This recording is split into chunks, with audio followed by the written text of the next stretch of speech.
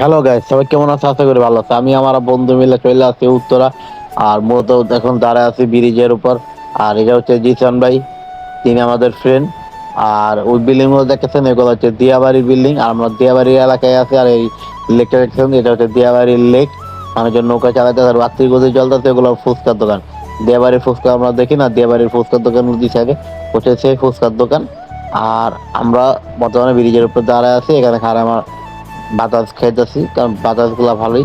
আর আমার এটা হচ্ছে আমি। আর জিসান ভাই এখানে থাকে, তিনি আমাদের দাওয়াত করছিলেন এখানে আসার জন্য, তার দাওয়াতে কবলে এখানে চলে আসলাম।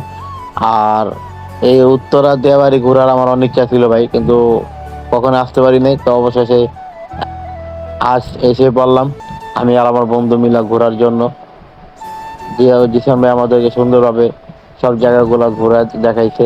যেখানে ভালো ভালো জায়গা আছে ওগুলো লয়ে গেছে, আমরা দেখছি। আর বর্তমানে আমরা আছি যে নদীর সাইডে ফুচকা দোকানের এদিকে। আর দিয়াবাড়ি নিয়ে তো আর কিছু বলার নেই, দিয়াবাড়ি তো আসলে সুন্দর, সবাই কম বেশি জানেন। আমার তো আর বলার কিছু নাই। তা ভালো লাগলো ভাই, ঘোরাফেরা করলাম একসাথে, বন্ধু বান্ধব একলে ঘোরাফেরা করলাম, মনটা খুব ভালো লাগলো। আর এই গরমে তো এই জায়গা তো একদম পারফেক্ট জায়গা, কারণ যে পরিমাণ বাতাস, এখানে আসলে আর মনে হয় না যে গরম লাগতেছে। সেই বাতাস, অনেক বাতাস, অনেক বাতাস, সেই ফিলিংস বললে আর লাভ নেই। রাখি, আসসালামু আলাইকুম।